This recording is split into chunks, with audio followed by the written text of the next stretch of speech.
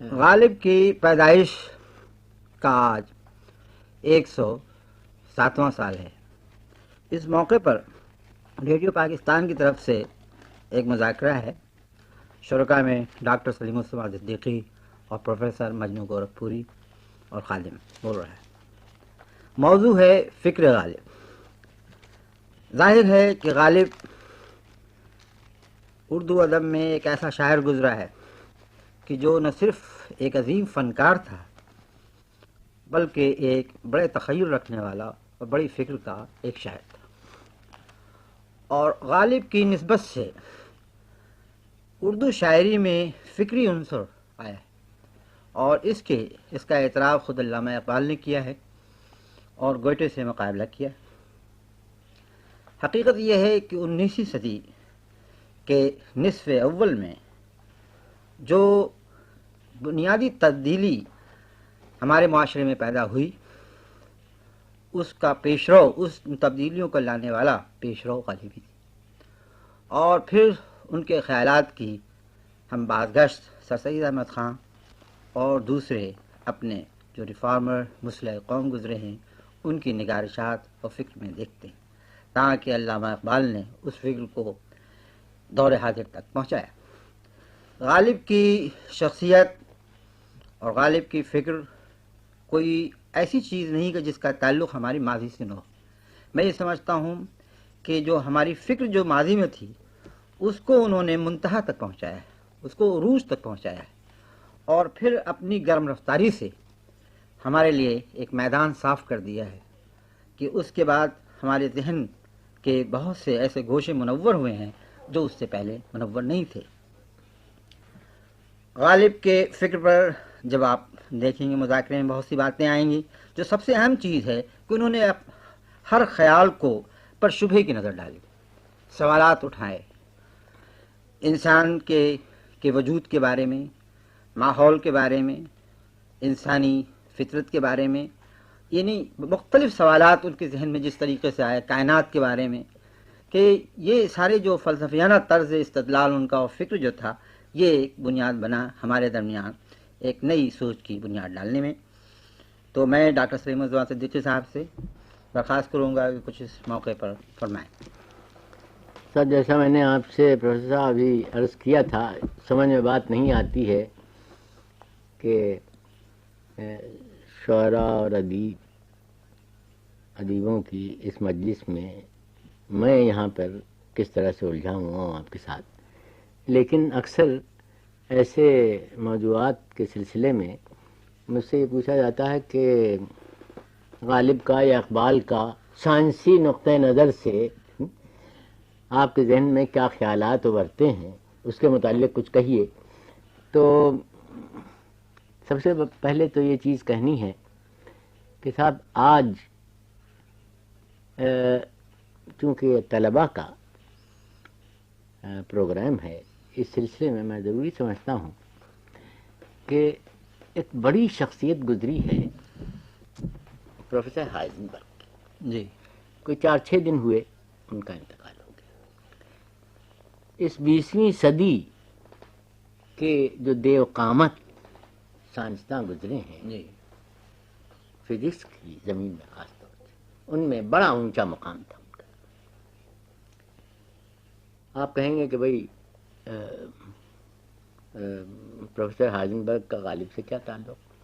مگر میں آپ سے یہ عرض کروں کہ پروفیسر ہائزنبرگ صرف سائنسداں نہیں تھے، وہ سائنس کے فلسفی بھی تھے، اور معلوم نہیں آپ کی نظر سے، آپ یونیورسٹاز مجھے معلوم ہے اکثر پڑھتے رہتے ہیں، کئی سال گزرے، ان میں ان کا ایک مقالہ تھا یونیورسٹاز میں، وہ انگریزی میں بھی آتا ہے کہ the philosophical implications of modern physics, جی، جدید طبیعیات کے مضمرات، فلسفیانہ مضمرات۔ جی، تو اس میں انہوں نے وہ کوئی 25-30 صفحے کا مضمون تھا، اور انہوں نے سبھی کچھ پہلے آئنسٹائن کی اضافیاتی تھیوری اور یہ وہ سب کچھ کہنے کے بعد جس طرح سے یہ جنہیں فنڈامنٹل پارٹیکلز کہتے ہیں، بنیادی ذرچے، تو ان کا جس طرح سے انہدام ہوتا ہوا انہوں نے کہا معلوم ہوتا ہے، تو شاید بالآخر ہمیں یہ کہنا پڑے گویٹے کے الفاظ میں کہ in the beginning was the concept, یعنی مادے کی جو ابدیت کا تخیل جو ہے وہ اس سے تو بالکل مسمار ہو جاتا ہے نا. صحیح ہے. اور یہاں پہ غالب کا وہ شعر ذہن میں آتا ہے کہ ہاں کھائیو مت فریب ہستی، ہر چند کہیں کہ ہے نہیں. اور خوب. پھر دوسری طرف یہ جو ریسرچ کا سارا دھندا ہے اس میں اکثر میں اپنے طلباء سے غالب کا، میں تو کھڑے ہو کے انہیں طلباء کے دوش بدوش کام کرتا ہوں، جیسا آپ کو معلوم ہے، باتیں بھی ہوتی رہتی ہیں ان سے. تو اس میں اکثر مواقع پر جب میں کہتا ہوں بھائی اس چیز پہ آپ تحقیق کریں، وہ کہتے ہیں اس پہ یہ جا کے دیکھتے ہیں کہ یہ کام ہو چکا ہے، یہ کام ہو چکا ہے، اور کب سے یہ کام ہوتا چلا آ رہا ہے. تو میں غالب کا یہ اس شعر کا سہارا لیتا ہوں کہ کیا فرض ہے کہ سب کو ملے ایک سا جواب، آؤ نہ ہم بھی سیر کریں کوہ طور کی. یعنی بنیاد ہے یہ موجودہ زمانے میں سائنسی تحقیق، ورنہ حرف آخر تو کوئی ہوتا نہیں، ظاہر ہے حرف آخر تو کوئی ہوتا نہیں ہے. تو اس میں گنجائش نکلتی ہے، اور اکثر ایسے لوٹے پٹے مضامین جو ہوتے ہیں جس میں معلوم ہوتا ہے کہ سب کچھ ہو چکا ہے، جب اس کی چھان بین کیجئے تب معلوم ہوتا ہے کہ ڈاکٹر سلیم الزمان صاحب نے بڑی خوبصورت بات اس وقت کہی ہے کہ ہر چند کے غالب سائنسدان نہیں تھے اور طبیعیات میں کوئی دخل ان کو نہیں تھا، لیکن ایک شاعر کا تخیل ایسی باتیں اپنے تخیل سے بیان کرتا ہے کہ بعد میں بڑے بڑے سائنسدان بھی شاید اس کی توثیق کرتے ہوئے نظر آتے ہیں. تو اور اس کے علاوہ غالب کے ہاں جو سب سے بڑی چیز انکوائری، جو تجسس، اور یہ اس پر خاص طریقے سے انہوں نے زور دیا کہ تجسس اور انکوائری کا جو جذبہ غالب کیا ہے وہ ایسا ہے کہ وہ کہیں ہمت نہیں ہارتے ہیں اور کوشش یہ کرتے ہیں کہ کائنات کی ساری حقیقت کو بے نقاب کرنے کی کوشش کریں. اور یہ ہے اور نہیں کا جو فلسفہ پرانا یونانی فلسفہ ہے، ہر چند کہیں کہ ہے نہیں ہے، تو اس کے کئی مضمرات ہیں، اور ظاہر ہے کہ اس میں ایک یہ بھی ہے کہ in the beginning there was word and in the beginning there was deed, یہ دونوں پہلو چلتے رہے. غالب پہ میں لکھ رہا ہوں. اور ہمارے مجنو صاحب بھی اس وقت خوش قسمتی سے موجود ہیں. مجنو صاحب کچھ آپ بھی اس موقع پر فرمائیں. ڈاکٹر سلیم الزمان صاحب نے بھی ایک بات کہی کہ میں سائنس کا آدمی ہوں اور شاعری اور سائنس سے کوئی واسطہ نہیں ہے یا دور کا واسطہ ہے. تو وہ ایک ٹیکنیکل سینس میں تو کہا جا سکتا ہے، لیکن پڑھانے والا جانتا ہے، سلیم الزمان صاحب مجھ سے زیادہ جانتے ہیں، کہ جب وہ پڑھاتا ہے تو وہ زندگی کا سبق دیتا ہے. ظاہر سمجھے گا، چاہے وہ کیمسٹری پڑھا رہا ہو، چاہے فزکس پڑھا رہا ہو، چاہے کچھ پڑھا رہا ہو. غالب جو ہے ہر شاعر کسی نہ کسی سطح پہ اور کسی نہ کسی اعتبار سے زندگی کا شاعر ہوتا ہے، ادنا ہو اعلیٰ ہو، اس سے بحث نہیں. اور غالب زندگی کا شاعر تھا، اور زندگی میں سبھی کچھ ہے. فرق یہ ہے ہر چیز زندگی میں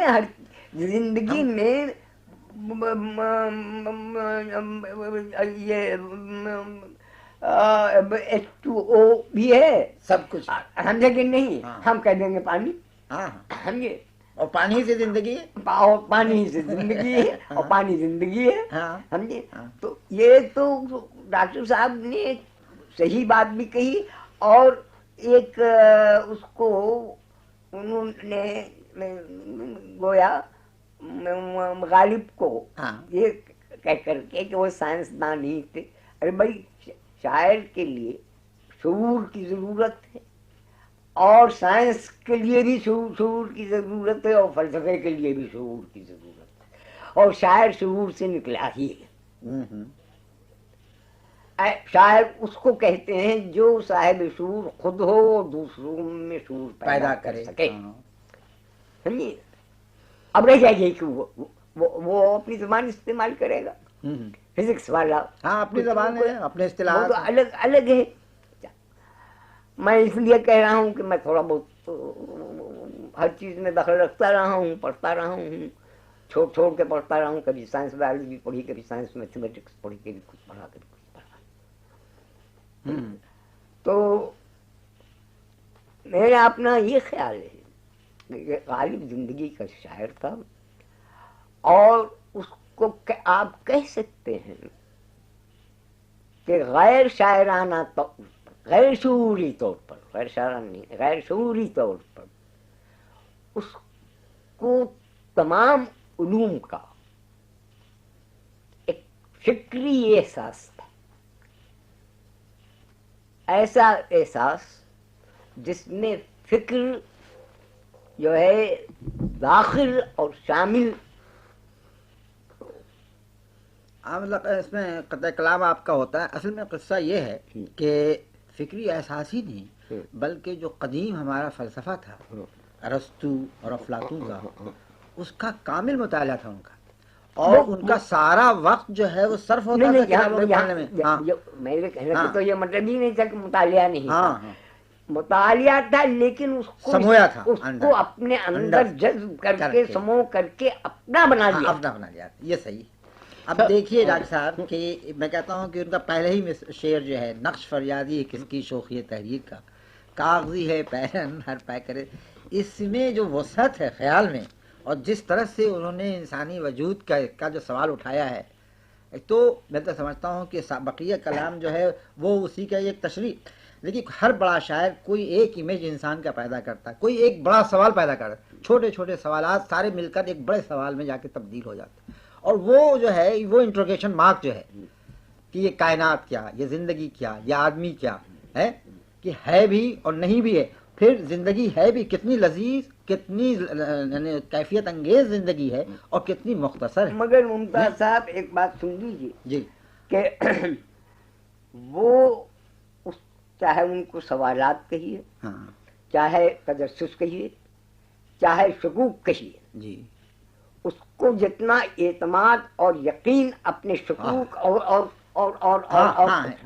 سوالات پر تھا، اتنا میں نے بہت کم انگریزی شاعروں میں بالکل۔ یہ بات آپ جو کہہ رہے ہیں اس سلسلے میں، کون کی یہ جلوہ گری کس کی ہے، پردہ چھوڑا ہے وہ اس نے کہ اٹھائے نہ بنے۔ یہ جو آپ نے بنیادی بات کہی ہے اس سلسلے میں ایک لطیفہ آپ سے عرض کروں کہ ہمارے میرے جو پروفیسر تھے، پروفیسر یولیوس فن براؤن جی، وہ اگر بڑے سرفرے قسم کے انسان تھے، لیکن کسی اگر کیمسٹ کی، کیمیاءداں کی تعریف کرتے تھے تو بڑی اونچی تعریف یہ ہوتی تھی ان کی کہ he was a great observer, he was a great observer. اب غالب کا معاملہ یہ جو ہے، اس شعر سے آپ دیکھیے کہ ہوئی مدت کے غالب مر گیا پر یاد آتا ہے وہ ہر ایک بات پر کہنا کہ یوں ہوتا تو کیا ہوتا، جی نا۔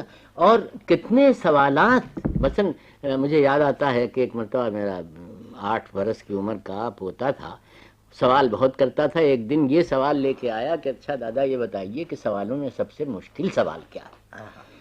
تو بھائی میں ٹائی باندھ رہا تھا آفس جانے کے لیے، ٹھٹک کے رہ گیا۔ میں نے کہا اچھا بیٹے تمہاری ابھی سمجھ میں بات نہیں آئے گی، لیکن سب سے مشکل سوال جو ہے وہ چچا غالب نے یوں بیان کیا ہے، اور وہ غالب کے نام سے بھی اور میر کے نام سے بھی واقف تھے کہ جب کہ تجھ بن نہیں کوئی موجود، پھر یہ ہنگامہ ہے خدا کیا ہے۔ جی اچھا، یہاں پہ تو یہ فلسفہ ہو گیا، اور اسی میں پھر آگے چل کے یعنی فزیکل سائنسز کو یوں ہے اور بایولوجیکل سائنسز کو، کیا چیز ہے، پھر جمالیات کو لیا ہے کہ یہ پری چہرہ لوگ کیسے ہیں، ادا کیا ہے، تمام سوالات پوچھ ڈالے ہیں انہوں نے۔ اچھا، پھر دوسری بات یہ کہ مصوری جتنی غالب کے یہاں ملتی ہے وہ کم کہیں اور ملتی ہے. اور اس موقع اس سلسلے میں اگر آپ اجازت دیں تو میں ان کے 2 شعر پیش کروں گا. ایک تو وہ جو میری جان نہیں چھوڑتا ہے جی ہاں کہ روم ہے رخش کہاں دیکھے ہمیں نہ پائے. اچھا اب بڑی بدمذاقی ہوگی اگر کوئی مصور اس کی تصویر کھینچنا چاہے. اور جو تصویر کھینچی گئی ہے جو تصویر مجھے پسند ہے وہ تصویر، لیکن چغتائی نے جو کھینچی لیکن میں بالکل آپ سے ایگری کرتا ہوں. وہ نہیں تھا. دوسرا شعر جو ہے ان کا وہ ہے مطبوعہ کلام میں نہیں ہے کہ بصورت تلطف بمانا تعصف اسد میں تبسم ہوں پژمرد. بصورت تکلف بمانی یعنی ایک بیوہ کی مسکراہٹ کا آپ خیال کیجیے. سبحان اللہ. اچھا پھر دوسری طرف چلیے جو کہا جاتا ہے کہ خدا کی طرف کتنی ہی راہیں جو وہاں پہنچاتی ہیں. یہ کوئی شاعر نہیں ہے فارسی کا اور اردو کا جس نے اس مضمون پہ کچھ نہ کچھ نہ کہا، لیکن غالب کہتے ہیں کہ یہ معاملہ نہیں ہے، راہ ایک ہی ہے. راہ ایک ہی ہے لیکن ہوتا یہ ہے لیکن وہ راہ یہی ہے. ہم موحد ہیں ہمارا کیش ہے ترک رسو ملتیں جب ہاں تھک تھک کے رہ گئے. ہاں وہ ہے نہیں ان کا غیر مطبوعہ کلام کا وہ جو شعر ہے کیا ذہن میں نہیں آ رہا ہے. دیر و حرم آئین ہے دیر و حرم آئین ہے تکرار تمنا وامان بندگی شوق تراشے چاہے. یعنی راہ ایک ہی ہے، بیچ میں تھک تھک کے بیٹھ رہنے کا اور قلعہ بنا کے بیٹھ رہنے کا. اب چل نہیں سکتے تو میں نے اہل طلب کون سے نے تانے نایاف ہے دیکھا کہ وہ ملتا نہیں اپنے کو کھوائے. تو دیکھیے میں نے ان سے پوچھا تھا کہ بھائی اس قسم کا مضمون کہیں اگر فارسی شاعری میں ہو، فارسی شاعری میں یا اردو شاعری میں، تو آپ مجھے بتائیں. یہ میں نے یہ والا شعر نہیں دیر و حرم آئین ہے، یہ راہیں کئی نہیں ہیں، ایک ہی ہے. ایک ہے. یہ ملیں گے فارسی میں ہیں ان کے ہاں، لیکن یہ نہیں فارسی دیکھیے مگر غالبی میں ہے. ہاں غالبی میں ہے، یہ ٹھیک ہے غالبی میں بھائی بہت سے اردو اشعار کو انہوں نے فارسی میں اور زیادہ سنوار کے کہہ دیا ہے. وہ تو الگ بات ہے. یہ غالب کے سوا کسی نے یہ بجائے اس کے یہ تھیوسفی والا جو قصہ ہے اس سے ہٹ کے ایک چیز تراشے ہے. میں انگریزی زبان کے ہر شاعر سے واقف ہوں، آپ سمجھ لیجیے، لیکن مجھے انگریزی شاعری میں تصور نہیں ملا. بھائی میں تو بہت میں بھی اکثر انگریزی شاعری اور جرمن شاعری پڑھتا رہتا ہوں، لیکن مجھے یہ بات کہیں اور نہیں ملے. یہ طرز اظہار کا بڑا فرق ہے. طرز اظہار کا دوسری بات ہے کہ جتنی فکر ہے آپ یہ دیکھیے کہ انفینٹی آف ٹائم کا تصور غالب سے پہلے آپ کے ہاں اردو شعراء کے ہاں کسی کا نہیں آتا. واحد شاعر ہے جس نے کہ زمان کو نا آغاز تا نا انجام یہ قرار دیا کہ زمانے کا نہ تو آغاز ہے نہ انجام ہے، اور ہمیشہ سے اپنے پر وہ تخلیق میں سرگرم عمل ہے.